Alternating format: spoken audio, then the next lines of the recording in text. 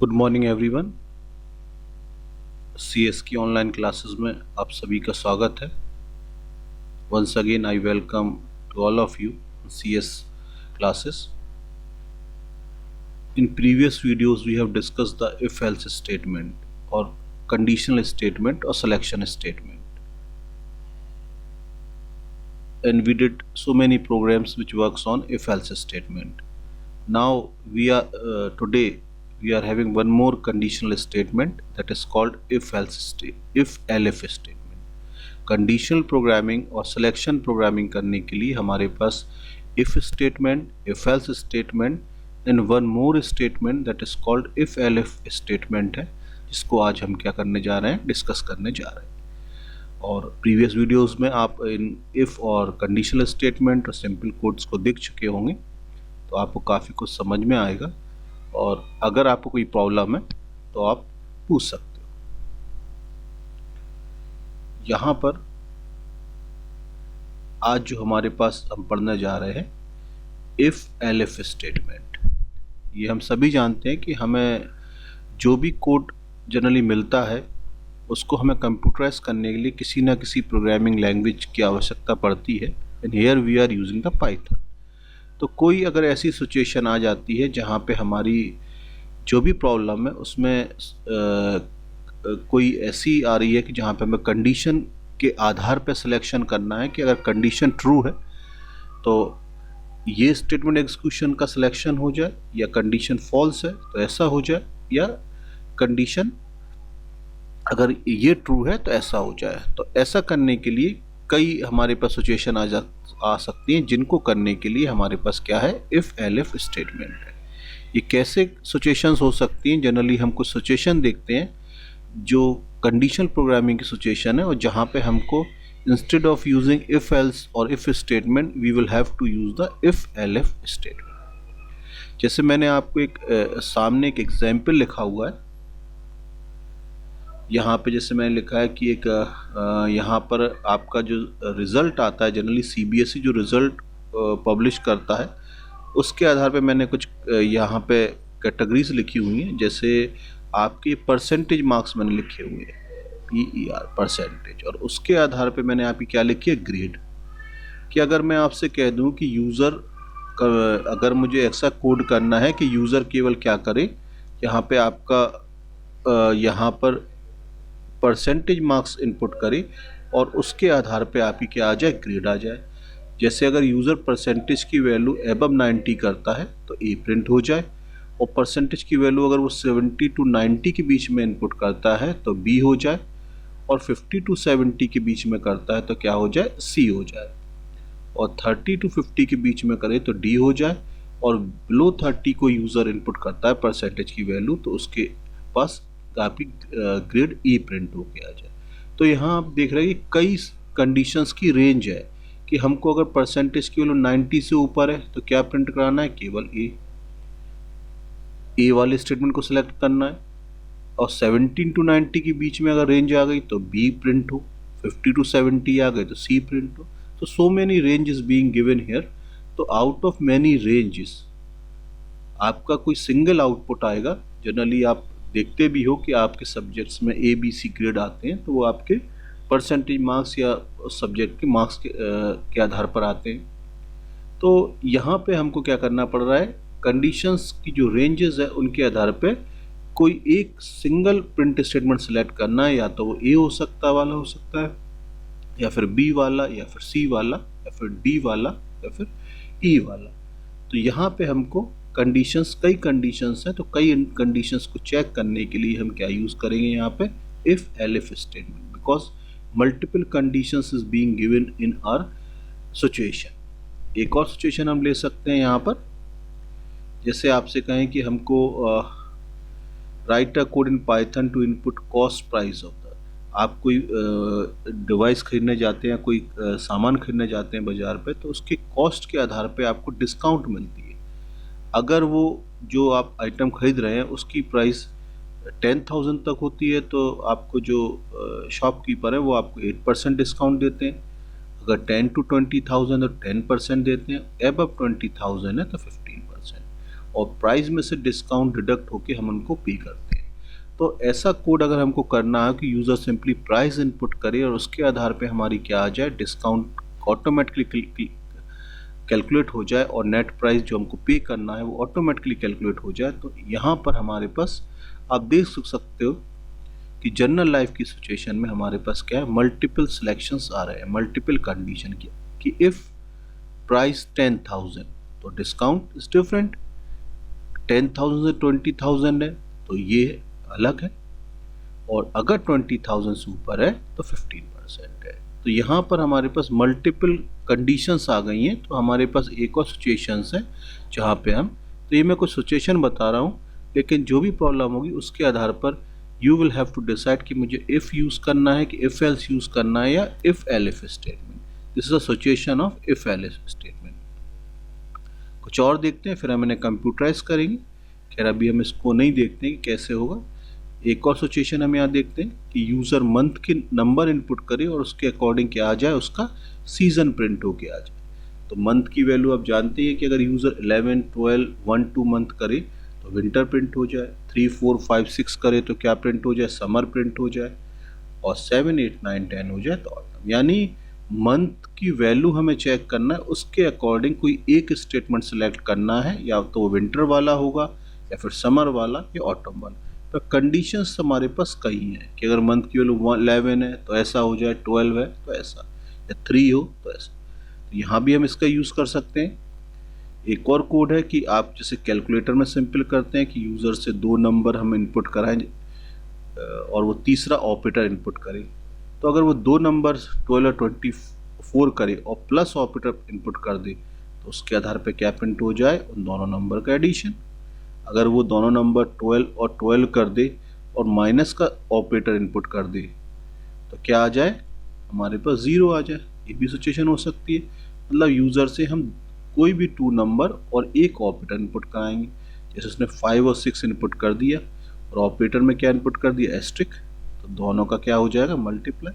जैसे simple calculator, तो एक कैलकुलेटर जैसी एप्लीकेशन। तो यहाँ पे हमको चेक करना है कि यूज़र ने कौन सा ऑपरेटर इनपुट करा, प्लस किया, माइनस किया, मल्टीप्लाई किया, डिवाइड किया कि मॉड किया, है ना। तो उस अर्थमेटिक ऑपरेटर के आधार पर हमें ऑपरेशन परफॉर्म कराना है कि अगर प्लस हो तो एडिशन हो जाए, इफ़ ऑपरेटर इज प्लस तो एडिशन, माइनस तो दिस, और मल्टीप्लाई हो तो एस्ट्रिक हो जाए।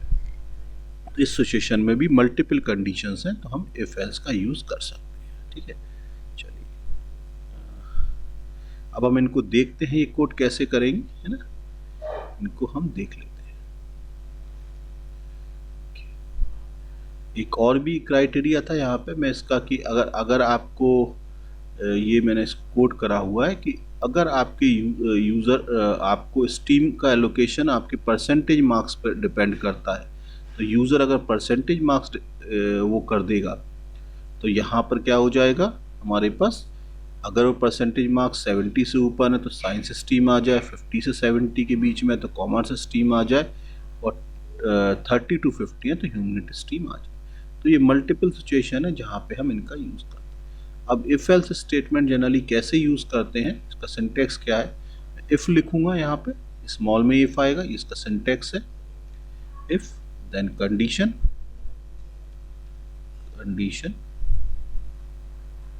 या कोलन लगाएंगे। ठीक है, फिर यहाँ पे जो भी स्टेटमेंट हमको एक्सिक्यूट करना है उसको हम यहाँ पर लिखेंगे। वो कोई भी प्रिंट स्टेटमेंट हो सकता है, सिंगल भी हो सकता है, कंपाउंड भी हो सकता है। ये सब हम पिछले वीडियोस में देख चुके हैं। ये स्टेटमेंट हो गया।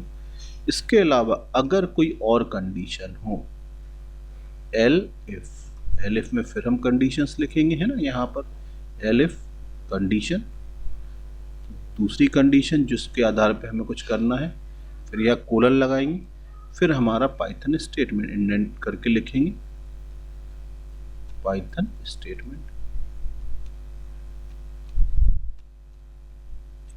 फिर ऐसे ही हम कितने भी इफ एलिफ लगा सकते हैं।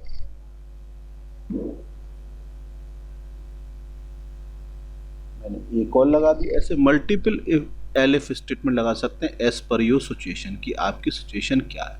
ठीक है, तो हम इस तरीके से, ये इसका सिंटैक्स है कि हम इस तरीके से इसको यूज़ करते हैं आपके उसमें। अब प्रोग्रामिंग में हम इसको कैसे यूज़ करते हैं देख लेते हैं। इसका सिंटैक्स आपके पास, ठीक है। अब इसको हम प्रोग्रामिंग में कैसे यूज़ करते हैं ये मैं आपको दिखाता हूँ। देखिए यहाँ पे कुछ प्रोग्राम्स आपके सामने पहले से हमने बना के रखे हुए हैं, जिसमें हमने क्या यूज़ करा है। जैसे पहले प्रोग्राम का ऑब्जेक्ट हमारा है कि display the stream, display the stream as per the total marks, total marks input by the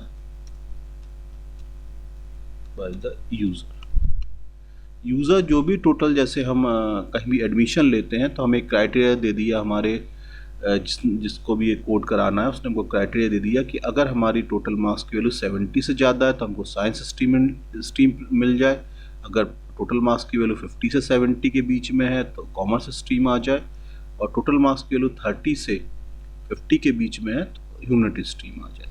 तो यहाँ पे देखिए हमने क्या करा, यूज़र से टोटल मार्क्स की वैल्यू इनपुट कराई। मैंने इफ़ में चेक करा, मल्टीपल कंडीशंस है, अगर टोटल मार्क्स की value greater than equals to 70 है तो क्या प्रिंट हो जाएगा 70। इसके अलावा यूज़र ने अगर इससे कोई अतिरिक्त वैल्यू डाल दी जो इससे ऊपर नहीं है तो एलिफ में आ जाएगा। एलिफ ये चेक करेगा कि अगर टोटल मार्क्स की वैल्यू 50 के बराबर है या 50 से ज़्यादा है, एंड मतलब both condition must be true, और टोटल मार्क्स की वैल्यू 70 से कम है, यानी 50 से 70 के बीच में वैल्यू है तो क्या आ जाएगी, कॉमर्स स्ट्रीम आ जाएगी। अगर ये भी हमारा कंडीशन फॉल्स हो जाती है तो तीसरा एलिफ, अगर टोटल मार्क्स की वैल्यू 30 से ज़्यादा और 50 से कम है तो ह्यूमैनिटी स्ट्रीम आ जाएगी, ठीक है। तो यहाँ पे हमने एक रेंज फिक्स कर दी कि अगर 70 से ऊपर है तो साइंस स्ट्रीम प्रिंट करेगा, 50 से 70 के बीच में तो कॉमर्स स्ट्रीम करेगा, नहीं तो ह्यूमैनिटी स्ट्रीम। इस तरीके से इफ़ एलिफ यानी मल्टीपल रेंज थी हमारे पास, इसलिए हमने ऐसा करा। रन करते हैं इसको, देखिए उसने एंटर टोटल मार्क्स पूछा। अगर हम यहाँ पे कर दें सबसे पहले 75 तो कौन सी कंडीशन ट्रू होगी, फर्स्ट वाली, और आउटपुट क्या आना चाहिए, साइंस स्ट्रीम। देखिए साइंस स्ट्रीम आ गया। अब मैं इस कोड को फिर रन करता हूँ। अब मैं चाहता हूँ यहाँ पे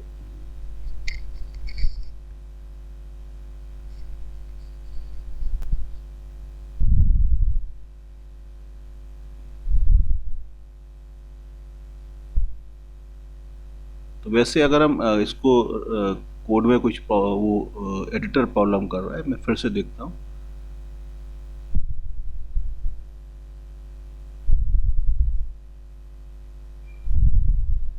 फिर भी एक कोड आपका रन करेगा। अगर आपकी वैल्यू अगर टोटल मार्क्स की आप 50 से 70 की डाल दे, 55 यूज़र इनपुट कर देता है टोटल मार्क्स के लिए तो कॉमर्स स्ट्रीम आएगी, नहीं तो ह्यूमैनिटी स्ट्रीम आएगी, ठीक है। इसी तरीके से हम एक प्रॉब्लम और भी लिए हैं यहाँ पे कि अगर यूज़र एक अल्फ़ाबेट इनपुट कर दे और हम ये चेक करें कि अल्फ़ाबेट क्या है, डिजिट है कि स्मॉल लेटर है कि कैपिटल लेटर है, क्या है, या कोई स्पेशल सिंबल है। तो यूज़र से मैंने एक अल्फ़ाबेट इनपुट करा लिया। अगर वो अल्फ़ाबेट एक ए के बराबर है और जेड के बीच में तो क्या लिख के आ जाएगा, you input the small letter. और ये कंडीशन फॉल्स होती है, मान लो यूज़र ने कैपिटल एट और कैपिटल जेड के बीच में डाल दिया तो कौन सी कंडीशन एलिफ पे आ जाएगा, ये वाली, एंड लगा हुआ है, यानी ए टू जेड। अगर कैपिटल ए टू जेड है हमारे पास, यूज़र ने इनपुट किया तो ये लिख के आ जाएगा you input the capital letter. और मान लो यूज़र ने ना स्मॉल करा ना ही कैपिटल करा, केवल डिजिट कर दी 0 to 9 तो ये आ जाएगा यू इनपुट द डिजिट। इसके अलावा कोई भी करेक्टर करेगा तो इनवैलिड करेक्टर। तो मतलब ये कोड ये चेक कर रहा है कि यूज़र ने जो इनपुट किया हुआ है वो अल्फ़ाबेट है, स्मॉल लेटर है, कैपिटल लेटर है, डिजिट है या फिर कोई डिजिट है। देखते हैं।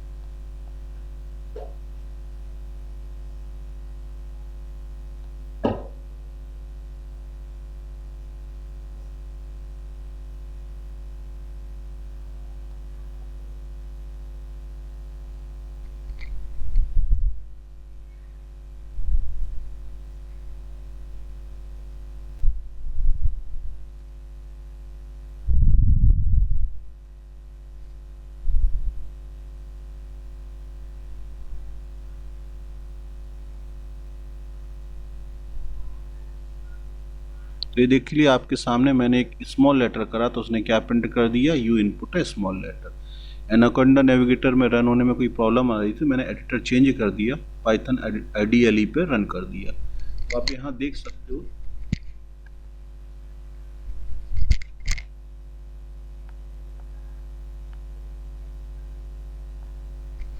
तो हमने सिंपल यहाँ पर स्मॉल ए को इनपुट किया तो उसने लिख दिया पहले वाला, यानी इफ स्टेटमेंट सेलेक्ट किया। ठीक है, हम इसको फिर से क्या करते हैं, रन करते हैं। अब हम कैपिटल लेटर देते हैं इसको, देखिए आप हम इसको रन करते हैं, मैंने रन किया इसको।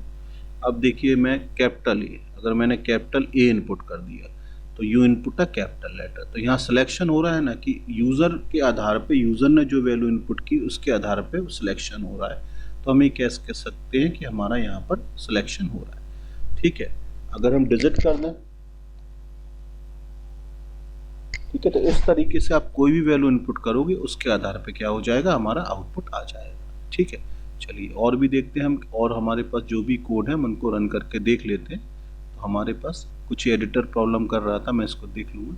ये देखिए यहाँ पर कोड है कि यहाँ पर हमने क्या करा, यूज़र से कॉस्ट की वैल्यू इनपुट कराई। अगर वो कॉस्ट मतलब प्राइस, जो भी डिवाइस या मोबाइल या कोई भी डिवाइस खरीद रहा है, अगर उसकी कॉस्ट 10,000 से कम है तो डिस्काउंट कितना परसेंट हो जाएगी, 8%। अगर कॉस्ट की वैल्यू 10,000 से 20,000 के बीच हो गई तो डिस्काउंट 10%, और अगर एबव 20,000 हो गई तो क्या हो जाएगी, डिस्काउंट ये। तो यहाँ पे मैंने नेट प्राइस निकाल दी, कॉस्ट माइनस डिस्काउंट। तो जो बिलिंग में होता है शॉप में वही चीज़ हमने कर दी, यहाँ पे नेट प्राइस को प्रिंट करा दिया। रन में कोई प्रॉब्लम आ रही है, चलिए मैं इसको भी आपको रन करके दिखाता हूँ ये कोड कैसे रन है।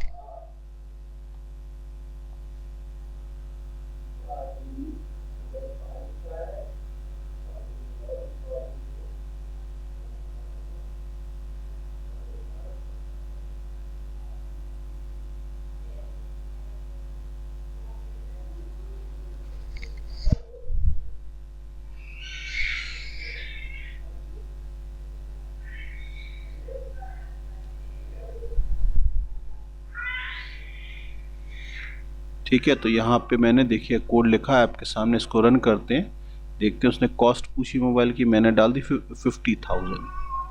ठीक है, ये डाल दी तो उसकी नेट प्राइस ये निकाल के आ गई 42,500, डिस्काउंट लेस कर दिया उन्होंने। तो इसके अकॉर्डिंग कौन सा इफ स्टेटमेंट एग्जीक्यूट होगा, यहाँ पर ये एग्जीक्यूशन हो जाएगा। ठीक है, जनरली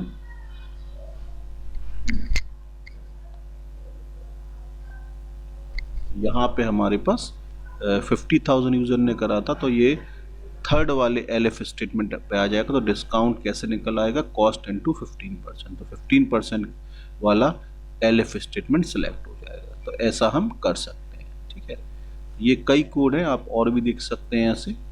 जैसे मैंने सीज़न वाली प्रॉब्लम आपको बताई थी कि यहाँ पर हम यूज़र कोई भी हमारे पास क्या करेगा, सीज़न मंथ की वैल्यू इनपुट करेगा। अगर मंथ की वैल्यू 11 है और मंथ 12 है और लगा दिए बीच में, मतलब एनी वन कंडीशन ट्रू, उसमें एंड लगा हुआ तो ऊपर पर, इसमें क्या लगाया मैंने, और means any one condition true. अगर इनकी वैल्यू तो सीज़न विंटर वाला सिलेक्शन हो जाएगा। अगर मंथ की वैल्यू 3 है, 4 है, 5 है, 6 है तो कौन सा हो जाएगा, ये वाला सीज़न इज़ विंटर सिलेक्शन हो जाएगा। 7, 8, 9 और 10 है तो सीज़न इज़ ऑटम हो जाएगा, नहीं तो क्या आ जाएगा, इनवैलिड नंबर आ जाएगा।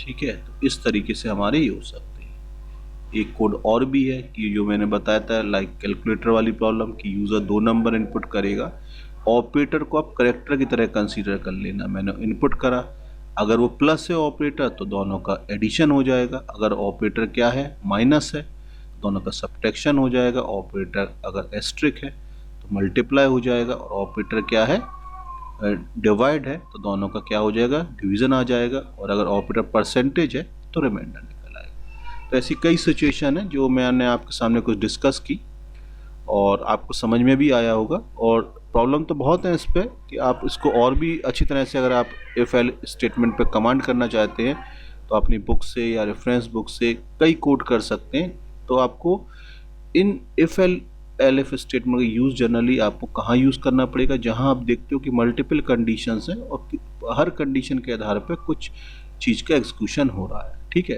तो आपको ये समझ में आया होगा। तो इस तरीके से हम क्या यूज़ करते हैं, इफ़ एलिफ स्टेटमेंट। और ये सभी चीज़ें आपको समझ में आई होंगी। नेक्स्ट वीडियो में हम नेस्टेड लूप के साथ आएंगे। तो तब तक के लिए आपको बहुत बहुत शुभकामनाएं। आप इस वीडियो को देखें, अगर आपको पसंद आए तो लाइक करिए, सब्सक्राइब करिए और सभी लोगों को इसको फॉरवर्ड कीजिए। Thank you, have a nice day.